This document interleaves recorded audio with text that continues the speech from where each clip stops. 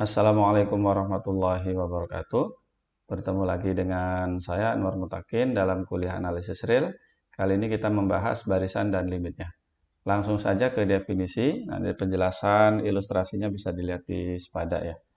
Barisan bilangan real adalah fungsi dengan domain himpunan bilangan asli n ya, dan ringnya termuat atau daerah hasilnya termuat pada himpunan bilangan real atau subset dari himpunan bilangan real. Dengan kata lain, barisan memasangkan setiap bilangan asli n secara tunggal dengan bilangan real. Nah, kemudian notasi yang digunakan untuk menulis nilai barisan pada n, jika ini adalah barisan, adalah xn. Jadi dengan memasangkan setiap bilangan aslian secara tunggal dengan bilangan realnya itu adalah xn.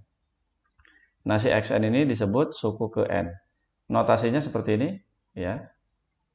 Atau ditulis lengkap begini. Tapi yang ini mungkin tidak kita pakai untuk memudahkan. Nah, harus diperhatikan di sini perbedaan antara fungsi yang kita kenal dengan barisan. Jadi notasi X sama dengan pakai kurung biasa ini tentu berbeda dengan penulisan seperti ini ya. Nah, N-nya semua bilangan asli, di sini juga sama. Perbedaannya dilihat pada contoh berikut. Misalnya kita punya barisan X sama dengan negatif 1 pangkat N untuk setiap N anggota bilangan asli. Nah, kita akan tulis negatif 1, 1, negatif 1, 1, dan seterusnya. Jadi suku-sukunya adalah negatif 1, 1, negatif 1, 1, dan seterusnya. Nilai suku yang sama akan ditulis. Sementara pada notasi berikutnya, pakai kurung kurawal yang biasa kita gunakan untuk himpunan, suku yang sama hanya ditulis satu kali. Seperti ini ya. Jadi ini urutannya ditentukan oleh bilangan asli. Baik, lanjut. Berikut ini beberapa contoh barisan dan cara menulisnya. Misalnya X sama dengan 1 per N. Anggotanya berarti 1, atau suku-sukunya adalah 1 setengah, 1 per 3, dan seterusnya. Y sama dengan A pangkat N. Suku-sukunya adalah A pangkat 2, A pangkat 3, dan seterusnya.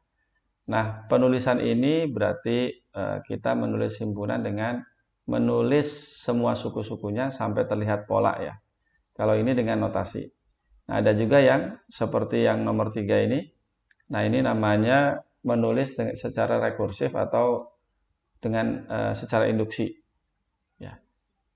Seperti ini, Z sama dengan Zn dengan X1-nya sama dengan 1 dan Xn plus 1 sama dengan 1 ditambah 1 per Xn. Untuk N lebih dari 1. Jadi suku pertama didefinisikan, suku berikutnya dicari dengan seperti ini, rumus ini. Nah, kalau kita tulis suku-sukunya jadi seperti ini ya.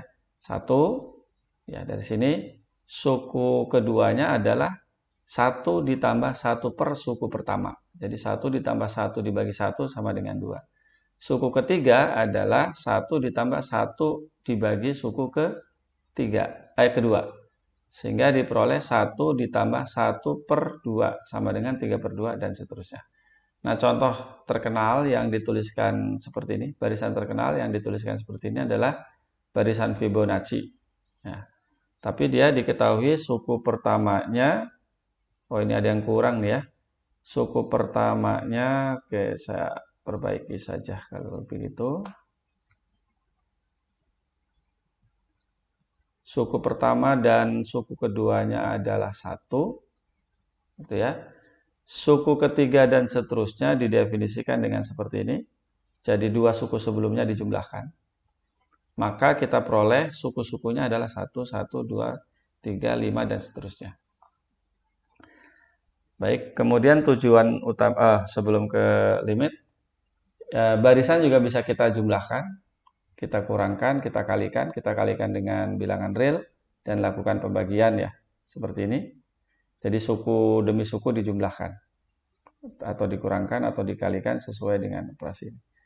Nah, dalam hal pembagian tentu saja yn tidak boleh sama dengan 0 untuk setiap n bilangan n, karena kita tidak bisa membagi bilangan dengan 0. Nah, tujuan utamanya sebetulnya adalah mencari ini. Oh ini kok sudah muncul duluan ya. Oke, ini ilustrasinya deh. Tujuan utamanya ini ya, mencari limit barisan. Oleh karena itu kita tulis definisinya dulu. Misalkan X sama dengan Xn adalah barisan. Bilangan real X dikatakan limit barisan jika untuk setiap epsilon positif terdapat bilangan asli K epsilon. Jadi maksudnya bilangan ini bergantung pada epsilon. Sedemikian hingga jika N lebih dari atau sama dengan K epsilon, oh ini belum di spasi ya, maka selisih antara Xn dan X kurang dari epsilon. Nah ini ilustrasinya. Ini misalnya suku pertama, suku kedua, suku ketiga, dan seterusnya. Bisa juga suku pertamanya di sini, suku keduanya di sini, suku ketiga di sini, suku keempat di sini, suku kelima di sini, dan seterusnya. Bolak-balik gitu ya, di sekitar X ini. Nah, maksud dari definisi itu adalah kalau kita punya barisan seperti ini, kemudian kita katakan limitnya atau ya limitnya sama dengan X, berarti kalau kita buat interval ya di sekitar X, pusatnya di X, ke sana epsilon, ke kiri juga epsilon, berarti batas di sini adalah X tambah epsilon, ini adalah X dikurangi epsilon. Kalau seperti ini berarti ada bilangan asli K epsilon, ya. Untuk selanjutnya saya tulis K, sedemikian sehingga kalau N-nya lebih dari K epsilon, maka suku-suku tersebut ada di sini, ada di dalam ini, sekecil apapun epsilonnya. Jadi XK, XK plus 1, XK plus 2, dan seterusnya. Yang ditambah K-nya ya, bukan X-nya. Dan seterusnya, semua ada di dalam sini. Bisa jadi tidak ada suku X ini yang sama dengan X. Banyaknya seperti itu ya. Kecuali kalau barisan konstan. Jadi maksudnya seperti itu ya. Sekecil apapun epsilonnya. Tentu kalau epsilonnya kecil, K epsilonnya ini pasti besar. Nah penulisannya seperti ini. Nah barisan yang punya limit disebut barisan konvergen. Kalau sebaliknya ya disebut barisan divergen. Nah ini contohnya. Limit 1/n sama dengan 0. Oh ini harusnya nggak usah pakai kurung nih. Oke ya. Kita lakukan analisis pendahuluan dulu. Lihat dari sini ya. Xn-nya itu 1/n, X-nya 0. Kita ingin dia kurang dari epsilon. Nah kita operasikan dulu. 1/n kurangi 0 itu 1/n. Dan karena 1/n itu positif, ya sama dengan nilai mutlaknya sama dengan 1/n. Nah, kemudian lihat sini, N kita akan berurusan dengan N lebih dari atau sama dengan K epsilon. Maka 1/n-nya pasti kurang dari atau sama dengan 1 per K epsilon. Nah, tadi K epsilonnya saya tuliskan K, seperti ini.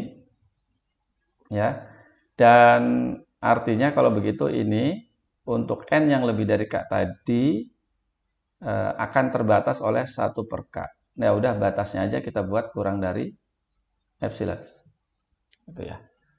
Nah, setelah itu kita peroleh hubungan nih 1 per K dengan epsilon. Atau K dengan epsilon. Nah, ini bukti formalnya. Jadi ini tuh pekerjaan dapur ya di belakang kotretan. Yang ditulis cukup ini saja. Ambil epsilon positif. Pilih K 1 per epsilon. Nah, apakah ada K yang seperti itu? Ada. Apakah ada bilangan asli K yang seperti ini? Ada. Karena dijamin oleh sifat Archimedes ya. Sehingga jika N lebih dari atau sama dengan K, maka berlaku ini. Nah, kalau analisis pendahuluannya tidak dituliskan, maka ini pindahkan aja ke bawah. Kayak gitu ya. Nah, contoh lainnya. Sebetulnya yang kita cari itu limit. Jadi pekerjaan sebenarnya adalah cari dulu limitnya, kemudian buktikan. Nah, yang kedua ini membuktikan bahwa limit negatif 1/n tidak sama dengan 1. Berarti kita harus tahu negasi dari definisi ini. Ya, coba perhatikan. Kalau limit xn-nya tidak sama dengan x, berarti ada epsilon positif. Sedemikian sehingga untuk setiap bilangan asli K, ada N yang lebih dari K itu, tetapi selisih ini lebih dari epsilon. Gitu ya.